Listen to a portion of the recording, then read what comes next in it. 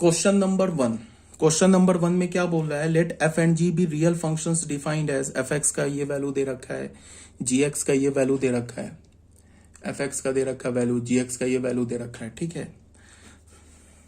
F x क्या दे रखा है, root under x minus one, g x क्या दे रखा है, root under x plus one.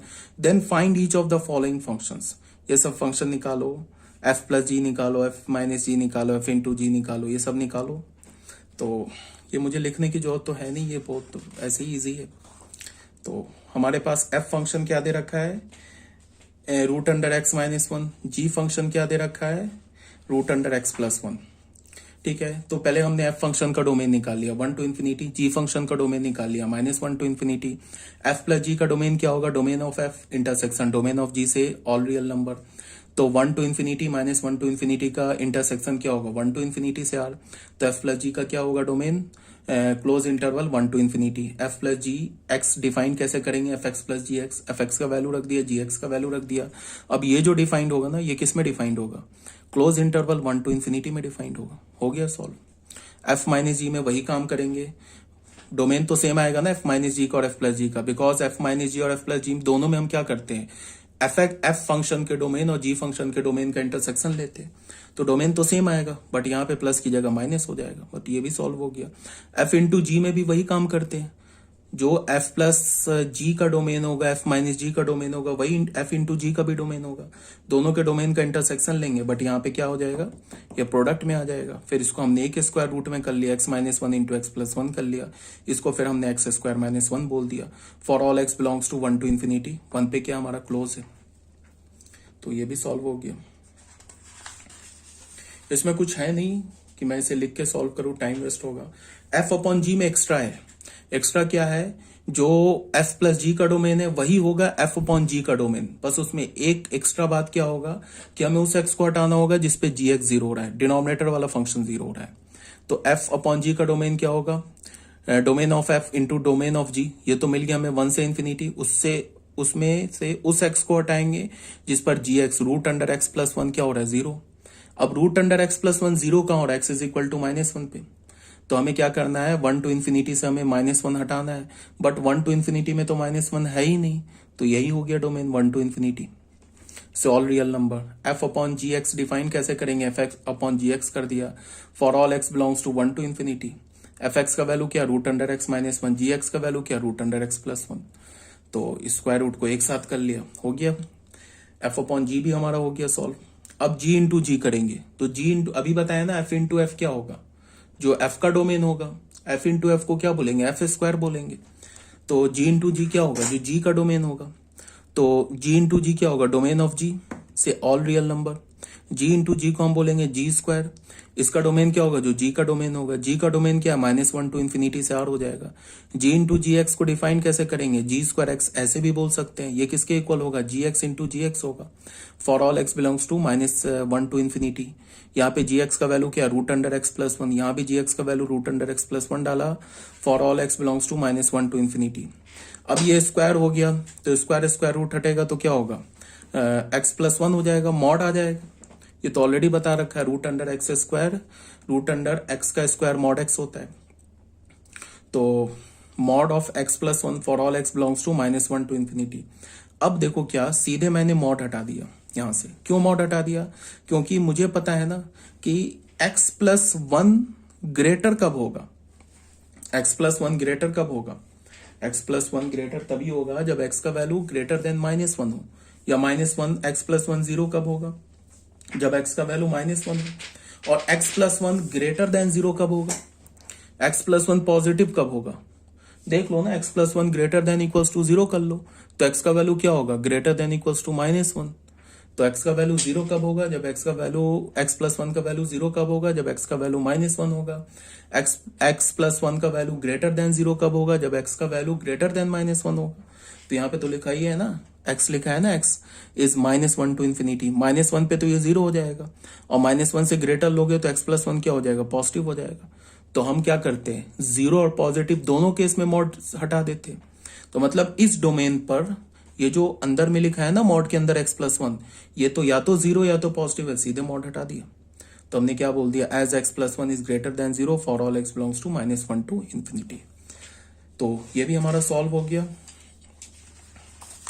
उसके बाद बच्चों आ जाते हैं हम लोग 6 में, क्या बोल रहा है, f प्लस जी 2, इन दोनों फंक्शन के सम फंक्शन का वैल्यू निकालो 2 पर। तो वही कुछ नहीं, पहले हम लोग क्या करेंगे, सम फंक्शन ऑलरेडी निकाल चुके हैं ना ये चीज, ठीक है, बस यहाँ पे सम फंक्शन निकाल के लास्ट में x की जगह 2 डाल दिया, तो 2 डाला यहाँ पे तो क्या मिल गया 1, और ये क्या मिल गया √3, तो 1 प्लस √3 वैल्यू हो गया। अब क्या बोला, f इंटू एफ निकालो, तो f इंटू एफ का भी डोमेन क्या होगा, जो डोमेन f का होगा, डोमेन f का डोमेन क्या है 1 टू इन्फिनिटी, तो f इंटू एफ का भी डोमेन 1 टू इन्फिनिटी, तो 1 टू इन्फिनिटी डोमेन हो गया, को डोमेन ऑल रियल नंबर हो गया, ठीक है। अब f इंटू एफ एक्स क्या हो गया, एफ स्क्वायर एक्स को क्या बोलेंगे, F x into F x किसके इक्वल होगा, एफ एक्स के होल स्क्वायर के, एफ एक्स होल स्क्वायर, बस हो गया, ये डिफाइंड हो गया। एफ एक्स का वैल्यू डाल दो यहां से उठा के, एफ एक्स का वैल्यू क्या दे रखा है, √(x-1) का होल स्क्वायर, वो डाल दो, डालना चाहते हो तो यहां पे ऐसे डाल दो, यहां पे भी वही केस हो जाएगा।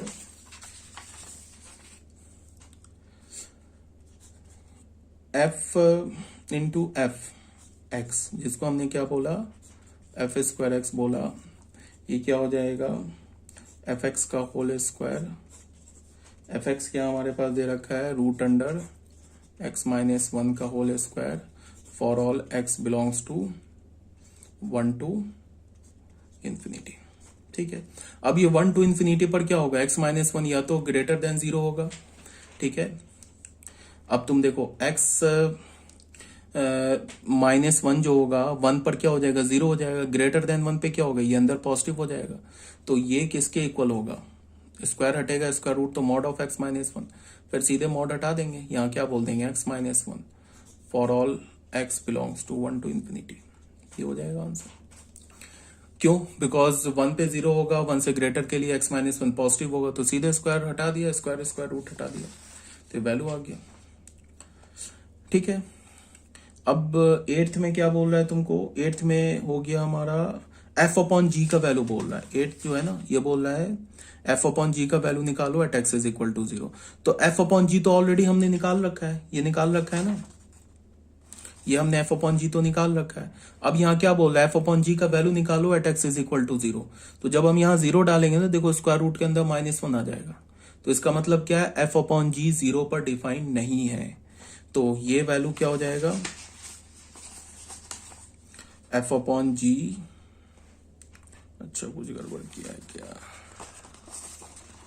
8th है ना, 8th में क्या बोल रहा है, f/g निकालो 0 पर, 8th में हमने क्या निकाला है, वही निकाला होगा, पूरा सॉल्व किया हुआ है, 0 पे not defined, does not exist as 0 not belongs to 0, infinity. हमने जब f/g का जो डोमेन निकाला ना, तो f/g का डोमेन हमें क्या मिला, 1 टू इन्फिनिटी मिला ना, तो इसका मतलब क्या है कि f/g डिफाइंड ही है 1 या 1 से ग्रेटर रियल नंबर के लिए, तो 0 तो है ही नहीं, इसमें आ ही नहीं रहा है, 0 तो 1 से लेफ्ट में होगा ना, 0 आ ही नहीं रहा है, इसका मतलब f/g 0 पर डिफाइंड ही नहीं है, तो f/g एट 0 क्या होगा, डज नॉट एग्जिस्ट या नॉट डिफाइंड, ठीक है। ये भी बात आ गई समझ में।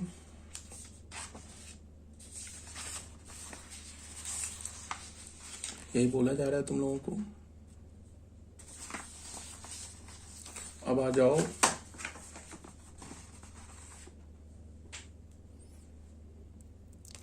जाओ इस पे, तुम 9th में क्या बोल रहा है, f इंटू जी निकालो, तो कुछ नहीं है, 9th में क्या बोल रहा है, f इंटू जी निकालो 3 पर, तो f इंटू जी तो ऑलरेडी हम लोग निकाल चुके, उसमें 3 डाल देंगे तो ये आंसर आ जाएगा। फिर 10th में क्या बोल रहा है, g इंटू जी निकालो 5 पर, तो g इंटू जी तो ऑलरेडी हम लोग निकाल चुके हैं ना, g इंटू जी जो हम लोग 5th पार्ट में निकाल चुके हैं, उसमें बस x की जगह 5 डाल दो तो 6 आ गया आंसर, ठीक है। ये तो बहुत इजी था। Question number 2 same, exactly same है, इसको मैंने कर दिया डू इट योरसेल्फ, ये खुद से करना, फालतू इसमें टाइम वेस्ट हो रहा है, ठीक है। अब आ जाओ क्वेश्चन नंबर 3 पर। क्वेश्चन नंबर 3 में क्या बोल रहा है, find the domain of each of the following functions given by, इन सारे फंक्शंस का डोमेन निकालो। तो पहला फंक्शन क्या हमारे पास, f x is equal to 1/√(x-1), इस फंक्शन का हमें डोमेन निकालना है। तो इस फंक्शन का डोमेन कैसे निकालेंगे, देख लो, यहाँ पे क्या है, इसको डोमेन निकालने के कई सारे मेथड है। तो देखो यहाँ पे क्या है, यहाँ पे सबसे पहली बात क्या है कि स्क्वायर रूट डिनोमिनेटर में है। तो मैंने क्या बोला है कि जब भी स्क्वायर रूट डिनोमिनेटर में होता है तो वहां पे क्या होता है, सिर्फ ग्रेटर देन जीरो। और अगर स्क्वायर रूट न्यूमिनेटर में होता है तो फिर क्या होता है, जो स्क्वायर रूट के अंदर लिखा है वो क्या होगा, greater than equals to zero. तो यहाँ पे हमने क्या बोला, for f x to be defined, f x को डिफाइंड होने के लिए जो स्क्वायर रूट के अंदर है ना एक्स माइनस मॉड एक्स, इसको क्या होना होगा, greater than equals to zero. तो मॉड एक्स को क्या होना होगा, less than equals to x. अब mod x less than equals to x जो है, ये हमारा कोई भी ऐसा रियल एक्स नहीं है जो mod x less than equal to x को ये कर दे, क्या कर दे, सेटिस्फाई कर दे। तो यहां से एक्स इज इक्वल टू 5 आ गया। तो डोमेन क्या हो गया, एक्स इज इक्वल टू 5। अब कोई पूछेगा कि क्यों नहीं है, तो तुम एक काम करो, तुम एक बार एक्स का वैल्यू 0 डालो। अच्छा यार गड़बड़ हो गया यार, गलती हो रही है यार, ये इक्वल्स टू 0 नहीं है, सॉरी सॉरी बच्चों, इसको करेक्ट कर लेना यार। डिनोमिनेटर में है ना, तो x माइनस मॉड एक्स क्या होगा, ग्रेटर देन 0 होगा ना, इक्वल्स टू 0 होगा नहीं। तो mod x less then x, ऐसा कोई x नहीं है जिसका मॉड x से छोटा हो जाए। तो x क्या होगा, 5 होगा। क्यों नहीं है वो तुम एक बार हम लोग चेक कर लेते हैं। एक तो अगर तुमने x का वैल्यू 0 लिया तो 0 का मॉड क्या होगा, 0। तो 0 लेस देन 0 फॉल्स हो गया। अगर तुम कोई भी पॉजिटिव रियल नंबर ले लो, मान लो 1/2 लिया, तो 1/2 का मॉड क्या होगा, 1/2। तो 1/2 लेस देन 1/2, तो ये भी फॉल्स है। अगर तुमने x का वैल्यू निगेटिव लिया, मान लो -√2 लिया, तो -√2 का मॉड क्या होगा, √2। तो √2 इज लेस देन -√2, एक्स की जगह क्या डालेंगे, -√2 डालेंगे ना। तो √2 इज लेस देन -√2, तो √2 तो पॉजिटिव नंबर है ना, तो वो तो निगेटिव से बड़ा होगा, तो वो भी फॉल्स हो गया। इसका मतलब पॉजिटिव रियल नंबर नहीं सेटिस्फाई किया, 0 नहीं सेटिस्फाई किया, निगेटिव रियल नंबर सेटिस्फाई नहीं किया। इसका क्या मतलब है, डोमेन इस फंक्शन का फाई है। मतलब क्या है कि इस फंक्शन में तुम एक्स की जगह कुछ रख ही नहीं सकते हो, कोई भी रियल नंबर नहीं रख सकते हो। तो इस फंक्शन का डोमेन क्या हो जाएगा, फाई। ठीक है। ऑल्टरनेटिवली एक मेथड क्या है, इसको तुम ऐसे देखो, x माइनस जो मॉड x है ना, इसको ध्यान से देखो x माइनस जो मॉड x है, इसको हम कैसे लिख सकते हैं, x माइनस एक्स, मॉड सीधा हटा दिया, तो x माइनस एक्स क्या हो जाएगा, 0। तो मॉड हटाएंगे कब, जब x को हम बोलेंगे ग्रेटर देन इक्वल्स टू 0, तभी तो मॉड हटाएंगे। और फिर क्या किया, मॉड हटाने से पहले एक माइनस मल्टीप्लाई कर दिया, तो क्या हो जाएगा, x प्लस एक्स हो जाएगा, जो कि 2x के इक्वल होगा, if x is less than 0 हो जाएगा। ठीक है। तो x माइनस मॉड x किसके इक्वल होगा, 0 के इक्वल होगा। कब, जब x हमारा ग्रेटर देन इक्वल्स टू 0 हो। और 2x के इक्वल होगा कब, जब x लेस देन 0 हो। अब इसको देख के तुम बता सकते हो कि x इज इक्वल टू 5 है। इसको देख के, ये किसका डेफिनेशन है, x माइनस मॉड x का है।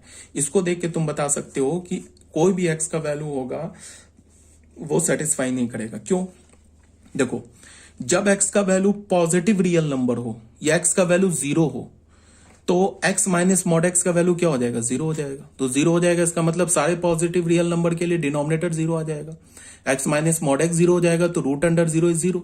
ये बोल रहा है ना, ये 0 कब होगा, x माइनस मॉड x 0 कब होगा, जब x या तो पॉजिटिव हो या तो 0। इसका मतलब 0 और पॉजिटिव रियल नंबर के लिए क्या हो जाएगा, x माइनस मॉड x 0 होगा, तो डिनोमिनेटर 0 होगा, तो नॉट डिफाइंड होगा। अगर x निगेटिव हुआ तो फिर वैल्यू क्या होगा, 2x। तो अगर तुमने x का वैल्यू निगेटिव मान लो -4 डाला, तो यहां तो -8 हो जाएगा ना, तो फिर स्क्वायर रूट के अंदर निगेटिव आ जाएगा, तो अगेन नॉट डिफाइंड होगा। समझ रहे हो बात को। अगर तुमने x का वैल्यू -2 डाला, -3 डाला, तो 2x का वैल्यू अगर -3 डाला तो -6 हो जाएगा। तो x माइनस मॉड x का वैल्यू -6 हो जाएगा। इसका क्या मतलब हो गया कि फिर स्क्वायर रूट के अंदर निगेटिव, तो नॉट डिफाइंड। ऐसे भी हम देख सकते हैं, 1/√x minus mod x does not take any real value for any x belongs to r। ये किसके इक्वल है, y के इक्वल है ना। तो क्या बोल रहा है, y कोई भी रियल वैल्यू नहीं लेगा for any x belongs to r, because x का ही वैल्यू हम नहीं डाल सकते, तो y का वैल्यू कहां से निकालेंगे। ठीक है, x का तो कोई वैल्यू ही नहीं है जो इस फंक्शन को सेटिस्फाई करेगा, तो y का वैल्यू कहां से मिलेगा। fx means y is not defined for any x belongs to r। ठीक है, तो डोमेन क्या हो गया, 5 हो गया फंक्शन का। ये भी बात आ गई होगी समझ में। एक और मेथड है, ये थोड़ा ग्राफिकल मेथड है, इसको देखो।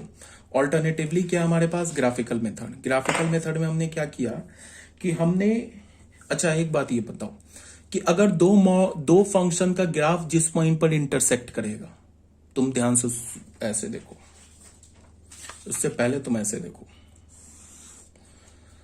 मान लो ना कि हमारे पास एक ऐसे कर्व है, ये मान लो ये जो कर्व है ना, ये y is equal to f x का कर्व है, और ये जो कर्व है ये y is equal to g x का कर्व है। अब देखो इस कर्व से हम लोग क्या क्या इंटरप्रिटेशन निकाल सकते हैं वो देखो। अब ये मान लो पॉइंट हमारा अल्फा है, ठीक है, तो इस पॉइंट का कोऑर्डिनेट क्या होगा, इस पॉइंट का मैं यहां पे कोऑर्डिनेट लिख रहा हूं। इस पॉइंट का कोऑर्डिनेट होगा alpha comma f of alpha, एक तो ऐसे लिख लो, और दूसरा कोऑर्डिनेट क्या होगा beta comma f of beta. Because अगर तुम इस एफ फंक्शन के पॉइंट ऑफ व्यू से देखोगे तो हमने डोमेन में अल्फा डाला, तो ये क्या होगा F alpha comma f of alpha. और अगर जी फंक्शन के पॉइंट ऑफ व्यू से देखोगे तो इस फंक्शन में हमने एक्स की जगह अल्फा डाला, तो वाई क्या मिला हमें जी ऑफ अल्फा। तो यहाँ पे क्या हमें पता चल गया, अल्फा, ये बीटा क्यों लिख रहा हूं, अल्फा कॉमा क्या लिख रहा हूं मैं यार, alpha comma g of alpha. तो हमें यहां से क्या पता चल गया, alpha comma f of alpha किसके इक्वल है, ये alpha comma g of alpha के इक्वल है। तो यहां से एफ अल्फा क्या हो गया जी अल्फा, ये तो ऑब्वियस ही बात है ना, वाई कोऑर्डिनेट बराबर हो गए, तो वाई का वैल्यू है ना, तो वाई कोऑर्डिनेट बराबर होगा। अब अगर मैं तुम्हें ऐसे लिख रहा हूं, इसको पास ध्यान से देखो, इस पॉइंट पे भी दोनों कर्व इंटरसेक्ट कर रहा है, इसका मतलब जीरो पर भी दोनों फंक्शन का वैल्यू सेम होगा। तो अगर मैं बोलूं कि एफ एक्स जो है ना जी एक्स के इक्वल है at x is equal to zero and x is equal to alpha, तो ये बिल्कुल सही बात लिखा हुआ है, दोनों फंक्शन का वैल्यू सेम है, किस पर, जीरो और अल्फा पर। क्यों, बिकॉज जीरो और अल्फा पर दोनों फंक्शन जो है ना वो इंटरसेक्ट कर रहा है। अब अगर मैं बोलूं कि एफ एक्स जो होगा वो ग्रेटर होगा जी एक्स से for all x belongs to, देखो एफ एक्स फंक्शन का कर्व ऊपर है, जी एक्स फंक्शन का कर्व नीचे है, तो कर्व ऊपर है तो इसका मतलब कर्व के ऊपर हर एक पॉइंट का वाई कोऑर्डिनेट बड़ा होगा। इस कर्व के ऊपर कोई भी पॉइंट ले लो, इस कर्व के ऊपर ये पॉइंट लोगे तो इस पॉइंट का वाई कोऑर्डिनेट इस पॉइंट के वाई कोऑर्डिनेट से छोटा होगा ना, तो क्या होगा, एफ एक्स क्या वाई है ना, तो एफ एक्स क्या होगा, ग्रेटर देन जी एक्स होगा for all x belongs to zero to alpha, zero से अल्फा के बीच में, ठीक है, जीरो को छोड़ दिया अल्फा को छोड़ दिया, बिकॉज जीरो अल्फा पे दोनों तो फंक्शन बराबर, इसके बीच में जितने एक्स है ना उनके लिए एफ एक्स क्या होगा, जी एक्स से बड़ा होगा, और एफ एक्स जो होगा वो लेस देन जी एक्स होगा for all x belongs to alpha to infinity. देख लो, अब अल्फा से अगर बढ़ेंगे तो देखो एफ नीचे आ गया जी ऊपर आ गया, एफ नीचे आ गया जी ऊपर आ गया, इसका क्या मतलब हो गया कि एफ एक्स क्या हो गया, एफ एक्स हो गया मतलब एफ फंक्शन का वाई कोऑर्डिनेट जी फंक्शन के वाई कोऑर्डिनेट से छोटा हो गया, ठीक है, for all x belongs to alpha to infinity. Negative real numbers के लिए ना ही एफ फंक्शन डिफाइंड है ना ही जी फंक्शन डिफाइंड है, तो जब डिफाइंड ही नहीं है तो कंपैरिजन का कोई सवाल ही नहीं उठता है। तो ये बात तुम्हें समझ में आ गई। अब अगर ये बात समझ में आ गई तो हम लोग इस फंक्शन को ग्राफिकली देख सकते हैं। देखो हमारे पास क्या था फंक्शन, हमारे पास फंक्शन ऐसे था ना, f x is equal to 1/√x minus mod x, ये था ना हमारे पास, ठीक है। तो हमने क्या किया कि x माइनस मॉड एक्स को क्या होना होगा, ग्रेटर देन जीरो, तो यहां से हमने क्या बोला, x should be greater than mod x, ठीक है। तो ये एक फंक्शन हो गया, इसको हमने एक function y is equal to x function बोल दिया, राइट हैंड साइड में जो एक फंक्शन है इसको y is equal to mod x function बोल दिया, ठीक है। अब इस दोनों फंक्शन का हमने साइमल्टेनियसली एक ही कर्व पर ग्राफ ड्रॉ कर लिया। देखो y is equal to mod x तो ये फंक्शन है, ठीक है, और y is equal to x ये फंक्शन है, ये और ये दोनों लाइन, ये लाइन क्या हमारा y is equal to x line है, और ये लाइन क्या है, y is equal to minus x line है। ये कर्व और ये कर्व मिलके क्या हो गया, y is equal to mod x का कर्व आ गया, और ये पूरा कर्व मिलके क्या हो गया, y is equal to x का कर्व आ गया। ये कर्व क्या है, y is equal to x का कर्व है, और ये दोनों कर्व मिला के क्या हो गया, y is equal to mod x का कर्व आ गया।